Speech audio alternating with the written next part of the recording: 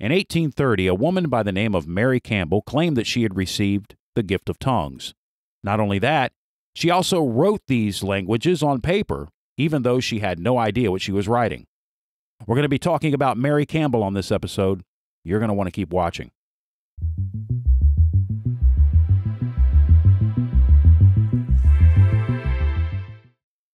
We're continuing our series called Tongues Before Parham. And in this series, I want to show you that Parham was not the first to assert that he had reclaimed the apostolic gift of speaking in tongues. Many sects and even cults before him did the same thing. And one of these sects was a group led by a woman in 1830 by the name of Mary Campbell, a woman that would later be associated with the Reverend Edward Irving. The story goes like this, that while on her sickbed, Mary Campbell miraculously recovered by way of a prophetic miracle. After that, she vowed to spend the rest of her life converting the heathen. Through promptings and impressions, she concluded that this was God calling her to the mission field. But rather than study a foreign language, Campbell believed that all she needed to do was pray and God would miraculously bestow the ability to speak the languages. And thus, she allegedly received the gift of tongues. She began writing strange-looking characters on paper that neither she nor any of her followers could decipher. And even though no one knew what kind of languages the characters were supposed to be, everyone, including Mary, was convinced that, well, it was some sort of language from some heathen tribe somewhere in the world.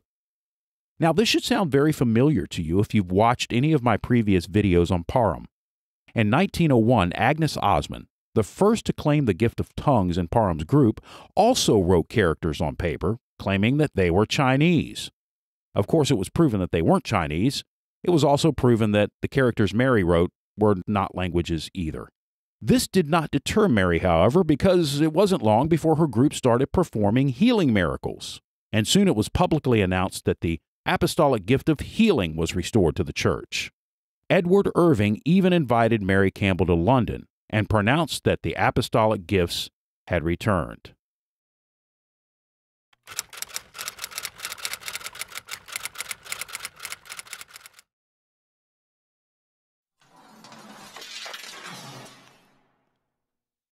So we're looking at a portion of an article here from newspapers.com from the Standard, the London Greater England, May 28, 1830. And I'm going to look at this portion right here, because this is what mentions her tongues and writings. This is a very long article, so there's no way we're going to read the entire thing. This is what it says. However, this may be, she was, or at all events, imagined herself endowed with, look here, the gift of tongues, which gift consisted in uttering certain articulate sounds without any meaning attached to them, but which were supposed to be a language. And in forming on paper, here it is right here, in forming on paper certain marks which were supposed to be either words or letters. And as every time she opened her mouth or put her pen to paper, the sounds or marks were different. The languages were, of course, different. And her acquirements are now so numerous that she possesses more languages than Sir William Jones ever did, with the trifling difference that he understood his. And then it goes on to speak of another girl who thought she had also received the gift of tongues and was speaking in French. And of course, her pastor convinced her that it wasn't true because he spoke the language and he could tell that all she was doing was speaking gibberish. I want to move down to this section right here, bottom section here of the article. Every word she uttered was taken down.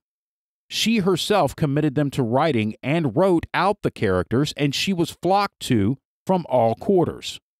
Her prophecies, her visions were listened to as oracular, and she prayed fervently in the unknown tongue, or, as it has been well termed by some of the learned men to whom it has been submitted, in the language of gibberish.